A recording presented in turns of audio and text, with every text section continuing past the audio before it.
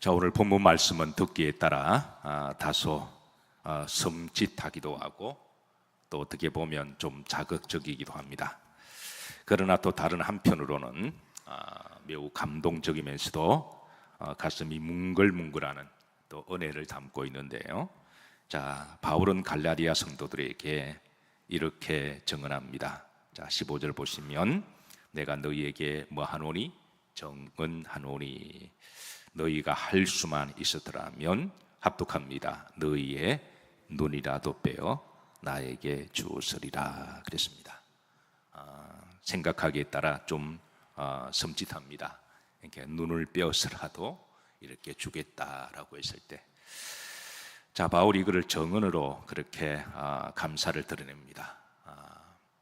생각하기에 따라 정말 상대가 눈을 빼서라도 이렇게 줄 수 있다고 하는 것은 어떻게 보면 좀 섬찟하기도 하고 좀 자극적이기도 하는데, 또 바울이 이제 이런 모습을 보았을 때 얼마나 가슴이 뭉글뭉글하고 감동이 되고 고맙기도 하고 감사했을까요?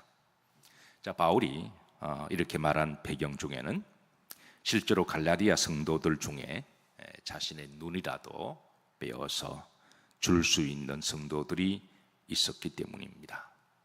이는 그만큼 서로 간의 영적인 사랑과 존경을 가지고 있다는 것인데요. 자, 이런 교회 얼마나 행복할까 생각합니다. 성도도 행복하고 또 복음을 전하는 바울도 얼마나 거기에 대해서 이렇게 가슴이 뿌듯하고 행복할까 그렇게 생각하며, 저는 한국 교회들이 의외로 그쪽 들어가 보면 여러 가지로 갈등도 있고 서로 아픔도 있고 상처가 있지만 한국 교회들이 이런 교회가 되기를 기도하고 소망합니다. 사실 이런 모습들이 본인의 교회 모습이 아닐까요? 사실 이런 모습이 정상인데, 자, 그런데 왜 하필이면 갈라디아 성도들이 하필 눈이었을까? 다른 신체도 있는데 눈 말고도 손도 있고 또 발도 있고 또 심장도 있고 간도 있고, 그런데 왜 하필 그렇게 눈을 딱 들어서 그렇게 빼어주려고 했을까? 바울은 육체에 심각한 질병이 있었기 때문임을 본인 스스로도 고백하는데요. 오늘 13절 보십시다. 여기 초반절 보면 내가 처음에 육체의 약함으로 말미암아 그랬습니다. 그러니까 바울이 처음에 갈라디아 교회 지역에 와서 복음을 전하고 헌신하고 그렇게 했을 때에 저들이 자신의 약함을 다 이미 알았다라는 거예요. 후렴지를 보십시다. 너희가 아는 바라 그랬습니다. 그러니까 처음부터 이제 바울의 심각한 질병이 있었다는 것을 이제 이미 갈라디아 그 성도들은 다 알고 있었음을 먼저 그렇게 드러냅니다. 자, 바울은 이런 자신의 연약한 육체가 있음에도 불구하고 당당하게 복음을 전했습니다. 마른 땅에 씨를 뿌렸고, 그리고 저들에게 말씀을 가르쳤고, 저들을 섬기면서 저들이 주님을 영접하도록 그런 해산의 고통을 아끼지 않았는데요. 자, 그래서 바울은 이제 저들이 이런 내 연약함이 있음에도 불구하고 14절 보십시다. 자, 너희를 시험하는 것이 내 어디에 있어서 돼? 그러니까 이거 생각하기에 따라 이게 시험도 될 수가 있다라는 거예요. 이런 목회자가 연약함이 있습니다. 아픔이 있습니다. 근데 그게 어떤 사람들에게는 시험이 될 수가 있다라는 거예요. 목사가 아파? 목사도 아파? 아프면 뭐 관둬야지 뭐. 아픈데 어떻게? 뭐 이렇게 생각할 수 있다라는 거예요. 목사가 아파? 아니, 목사님이 기도해 주는 사람인데, 병 낫도록 기도해 주는 사람인데, 아니 본인이 아프면서도 왜 뭔 기도한다고 그렇게 생각하는 사람도 있다라는 거예요. 근데 바울은 이 부분에 대해서 너희를 시험하는 것이 내 육체에 있으되 그랬습니다. 그러니까 이게 생각하기에 따라 이게 이제 시험거리가 될 수가 있음에도 불구하고, 자, 그런데 저들이 어떻게 했는지 한번 보십시다. 첫 번째, 너희가 마하지도 아니하며 업신여기지도 아니했다. 이 업신여기다 이 말은 조롱하고 놀렸다 라는 말인데요. 옛날에 누군가가 몸이 불편하면, 지금은 이제 우리나라가 많이 좀 좋아졌지만, 저 어릴 때만 하더라도 동네에 몸이 좀 불편한 분이 계시면 사람들이 뭐라고 놀렸을까요? 여러분 용서하시고 들으세요. 뭐 어릴 때 우리가 들었던 말이니까, 그러니까 병신이라고 그렇게 대놓고 놀렸던 기억이 납니다. 저희 어릴 때 동네에 이제 듣지 못하는 분이 계셨습니다. 이제 소위 이제 듣지 못하는 분이 계셨는데, 그 동네 아이들이 이제 제 기억으로는 좀 누님이 좀 되는 거로 기억납니다. 자기들보다 나이가 좀 많은. 근데 아이들이, 동네 아이들이 이렇게 동네 들개처럼 돌아다니며 그 누님을 보면 그 병신이라고 욕하고 돌로 던지는 모습을 봤습니다. 그때 저도 아무것도 모르고 그냥 멍 때리고 지켜보면서 그냥 그렇게 지나갔지만 가끔 떠오릅니다. 사실 그렇게 어릴 때부터 그렇게 살아가는 게 얼마나 힘들까요? 근데 그 시대적 정신이 그때는 그랬습니다.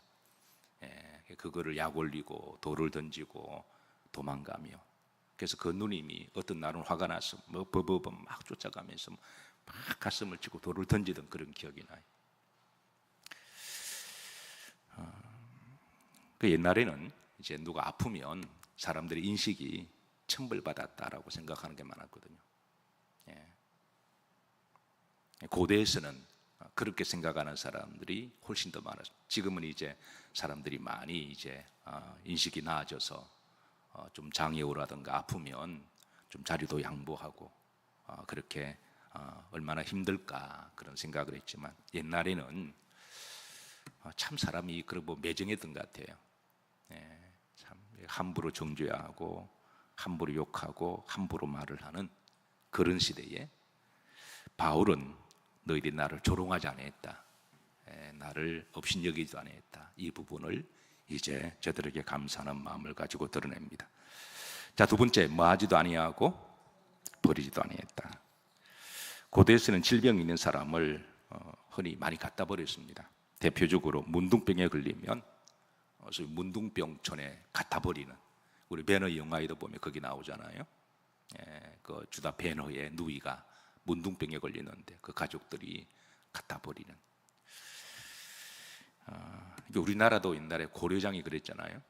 고려장이 부모를 그냥 갖다 버리는, 이게 남 이야기가 아니라 인간이 매정하려고 마음먹으면 그렇게 냉정하고 한순간에 싹 돌아서서 이렇게 냉정하고, 이 인간이 실존이라는 거죠. 원죄의 속성을 가지고 있는 인간이 자기 이권과 관계가 없을 때는 다 사람이 좋고 나이사지만, 이권과 딱 이 커넥팅이 되거나 연결이 되면 무섭게 냉정하게 돌변하는 그런 인간의 실존의 모습을 그렇게 우리는 때를 따라 직면합니다. 그러니까 얼마든지 이제 아프다고 버릴 수도 있는데, 어느 교회 이제 목사님이 연세가 돼서 아프니까 어느 분이 그러시더래요. 이제 교회 그만두시라고. 이게 참 참 매정하다. 참 어떻게 이렇게 그럴 수가 있는가.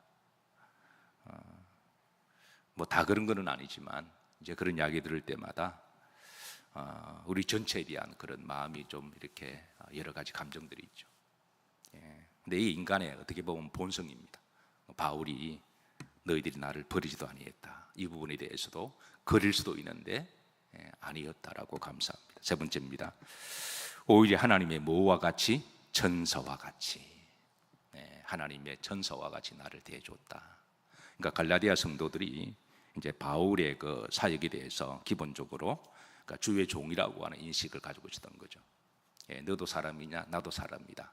물론 맞는 말입니다.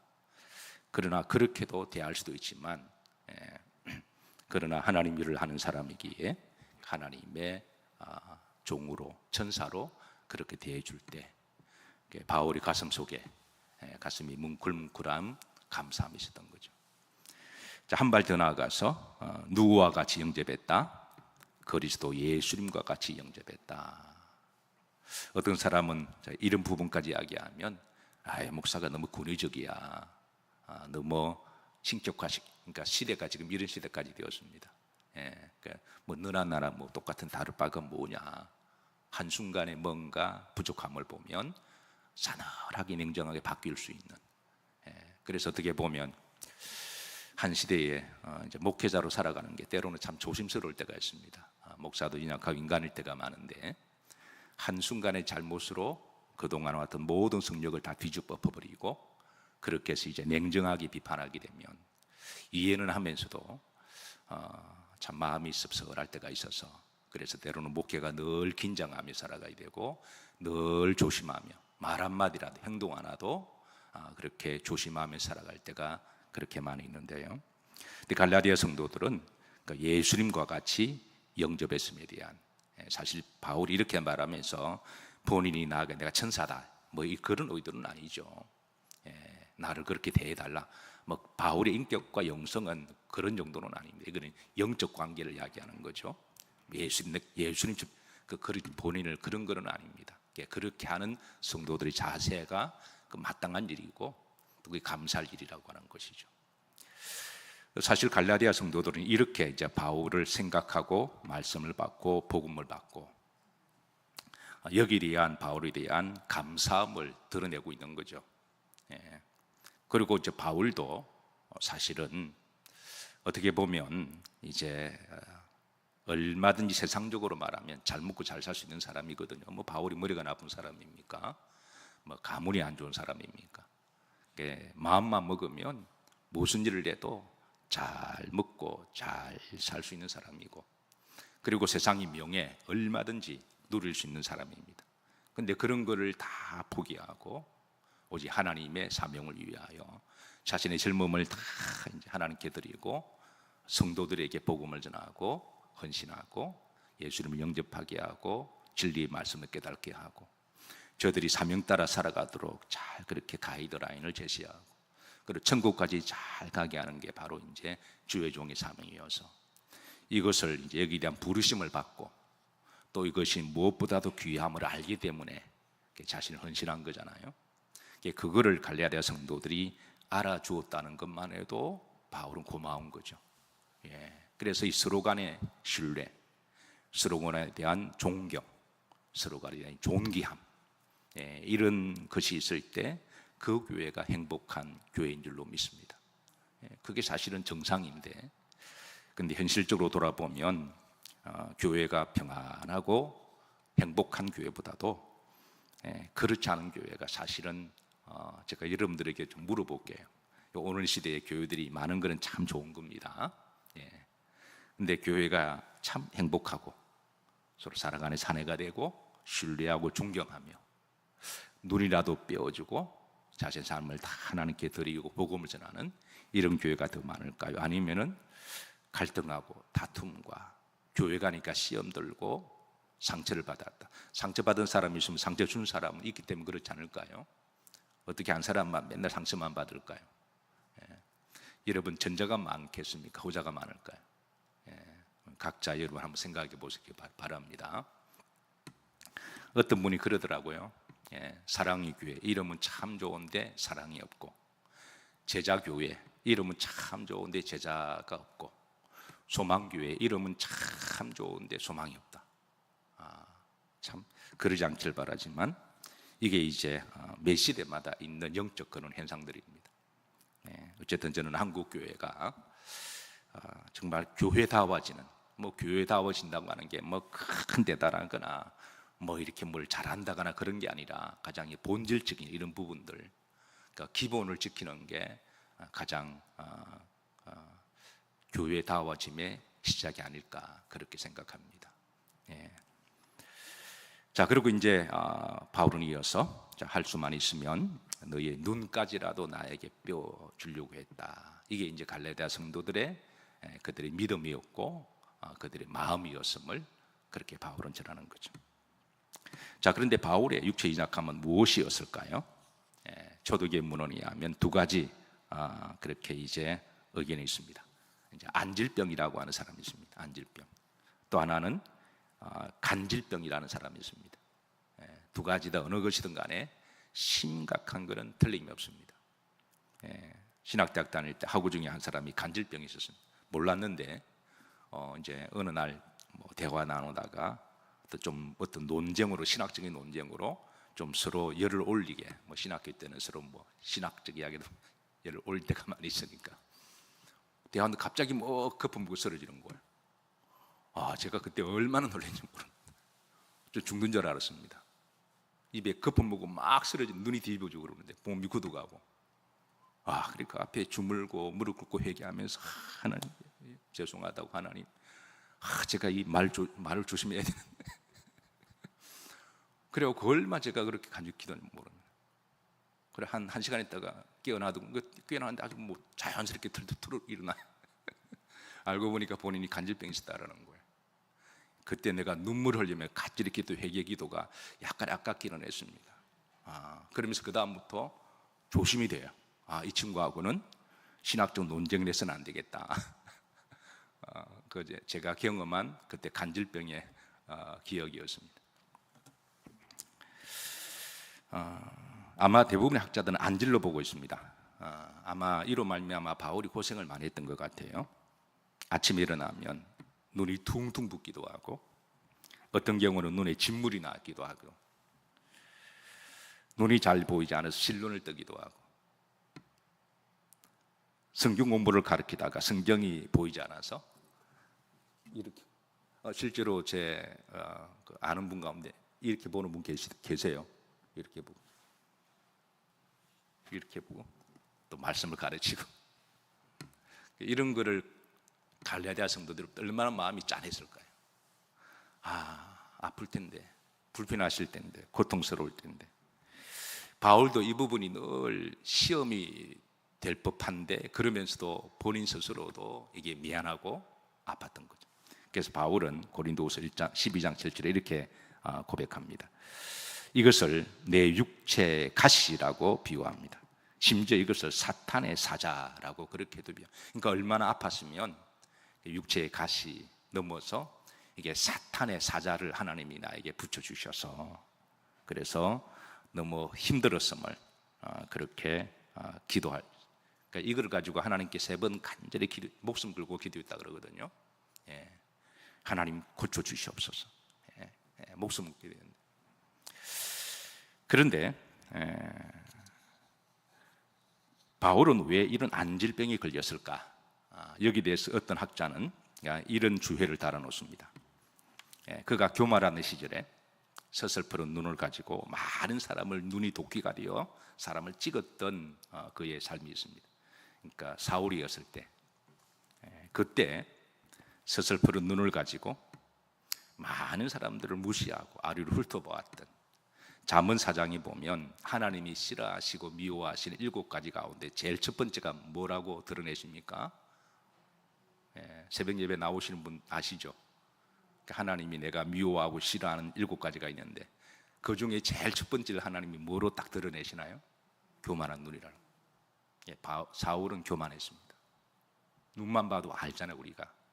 눈만 봐도 은혜가 있고 사랑이 있고 긍휼이 있는 눈이 있는가 하면, 눈만 봐도 무섭다, 아니면 교만하다, 나를 훑어본다, 그 바보가 아닌다면 다 알죠. 사울이 그런 눈이었다는 거예요. 그날도 이제 스슬프른 눈을 시퍼렇게 뜨고 예수님을 믿는 사람들을 잡아 죽이려고 다메섹으로 가는 도상 중에 이제 하나님이 거룩한 빛을 본 거죠. 그때 하나님이 거룩한 빛을 본, 이건 놀라운 체험이었고 은혜였습니다. 그동안 한 번도 보지 못해 영적인 체험을 한 거예요. 바울은 그동안 유대 율법 종교주의를 한평생 살아가면서 한 번도 개인 영적으로 체험한 적은 없거든요.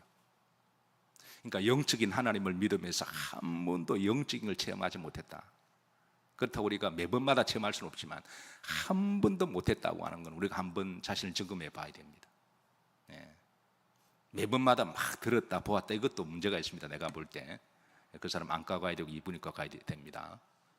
그런데 하나님 영적인 하나님이신데, 그래도 한두 번, 몇 번 정도는 우리가 정말 성령을 충만하게 신령과 진정으로 예배드리고 기도하고 은혜를 구할 때 하나님은 이렇게 가만히 보시다가 한두 번은 그래도 체험하게 하시거든요.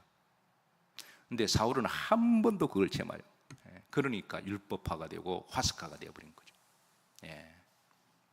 남을 정죄하고 비판하는 것만 남아서 눈을 스스풀에 뜨고 남이 잘하나 못하나 지켜나 보면서 그러던 거에 하나님이 눈을 치신 거라는 거예요. 거룩한 빛을 본 거는 너무너무 좋은 거였고 그의 삶 전체를 변화시켰는데 이런 세계도 있었구나. 그리고 그의 모든 것을 하나님 앞에 다 드렸는데 하나님은 그에게 하나의 이제 가시를 남겨두었다라는 거예요. 그래서 그게 바로 이제 처음에는 보지도 못했습니다. 근데 이제 아나니아에 가서 안수받고 근데 이제 사람 볼 정도가 되고 말씀을 전할 정도가 되었지만 그래도 눈에 이렇게 퉁퉁 붓고 이제 그게 남겨두었다라는 거예요. 자, 어쨌든 바울은 이 문제로 말미암아 너무 사는 게 힘들고 고통스러워서 또 부담이 되고 사람을 만날 때 눈이 퉁퉁 진물나면 이게 서로 좀 그렇잖아요. 그런데 바울은 고린도서 12장 8절입니다. 합독합니다. 이것이 내게서 떠나가게 하기 위하여 내가 3번 주께 마하였더니 간구했더니 3번 하나님 앞에 작심해서 기도한 걸 이야기하죠. 사실 바울도 내가 중리해가 됩니다. 사실 성도들이 문제가 있고 아프면 주의 종에게 찾아서 목사님 기도해 주세요. 그게 당연한 거죠. 근데 목사가 본인이 그렇게 아픈데 기도하면 기도받는 사람 뭐라고 생각할까요? 또 본인도 바울도 하나님 제가 이런 상태에서 기도하면 좀 그러니까 나를 좀 고쳐주세요. 그럴 수도 있습니다. 그래서 바울이 하나님께 간절히 기도하죠. 9절입니다. 그때 이제 들은 주의 말씀입니다. 이 말씀을 듣고 더 이상 이 부분에 대해서 종교를 딱 짚습니다. 더 이상 이 부분에 대해서 이제 고민하거나 갈등하지 않아요. 그러니까 이걸 그냥 딱 이 문제로 그냥 끝을 딱 내버리는 거예요. 바울이 고침을 받았기 때문이 아닙니다. 자, 보시죠. 합독합니다. 나에게 이르시기를 내 은혜가 내게 족하도다. 이는 내 능력이 약한 데서 온전하여짐이라 하신지라. 그러므로 도리어 그게 기뻐함으로 나의 여러 약한 것들에 대하여 자랑하리니 이는 그리스도의 능력이 내게 머물게 하려 함이라. 하나님의 능력이 족하다. 내 능력이 족하다. 그리고 능력이 약한 데서 뭐하여진다? 온전하여진다. 그러니까 약함이 꼭 고침을 받아야만 그게 온전해지는 게 아니라 그 약함으로 말미암아 하나님께 더 기도하게 되고 인간의 약간 실존을 깨닫게 되고 그래서 또 그 약함을 통하여 우리가 또 영생을 소망하는 거잖아요. 영생을 소망하는 거죠. 그래서 내가 이제 도리어 크게 마음으로 기뻐함으로 그랬습니다. 여러 약한 것들에 대하여 말이니 그러니까 자랑하려 함이니 이걸 더 이상 이제 감추거나 부끄럽게 생각하고 자연스럽게 그렇다고 막 이렇게 뭐 호들갑 떠는 건 아니라 감출 것도 아니고 그래서 자연스럽게 드러내면서 그렇게 자신의 신앙으로 그렇게 믿음으로 삼았다는 것이죠. 그리고 이로 말미암아 더욱더 기도하게 되고 또 이로 말미암아 또 성도들의 아픔도 함께 동감하잖아요. 성도들이 아프면 목사가 한 번도 아파보지 않는 사람이 항상 건강하고 항상 아프지 않으면 아픈 사람들의 마음을 잘 모르잖아요. 근데 본인이 그 아파보고 자다가도 벌떡벌떡 일어나보고 자다가도 밤새고 고통도 당해보고 그런 경험이 있고 난 다음에 하나님 은혜로 회복되면 또 그 은혜도 알게 되고 또 성도들이 그런 아픔이 있으면 같은 가슴을 뭉글하는 가슴을 안고 같이 이해도 하고 동정도 하고 기도도 하는 것. 바울은 그래서 그리스도의 능력이 따라서 그리스도의 능력이 내게 머물려 하려 함이라 그랬습니다. 오히려 이거로 말미암아 하나님의 능력이 더 겸손해지고 그리고 더 이제 영생을 소망하며 또 주신 사명 잘 감당하기 위함임을 그렇게 정리하고 이제 이 문제로 말미암아 더 이상 하나님 앞에 고쳐 주시옵소서 힘듭니다. 그러지 않았다라는 거예요.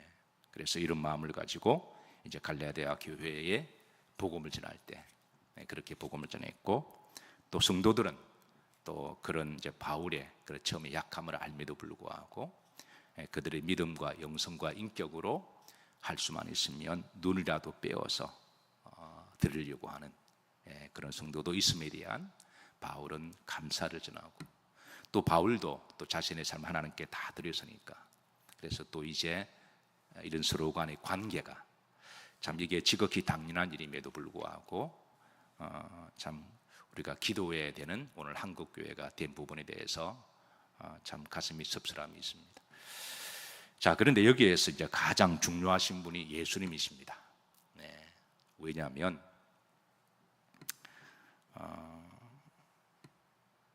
갈라디아 성도들은 할 수만 있으면 예수님, 바울에게 눈이라도 빼어주려고 했고, 또 바울도 성도들에게 할 수만 있으면 모든 것을 다 주어 복음을 전하려 했지만, 예수님은 자기 생명까지 주신 분이잖아요.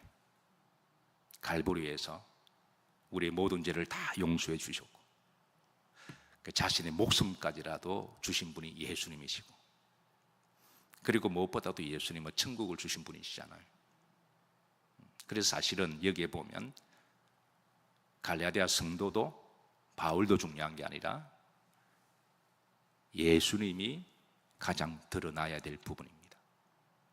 그리고 예수님의 복음을 알았기에 이런 마음이 생기는 거지.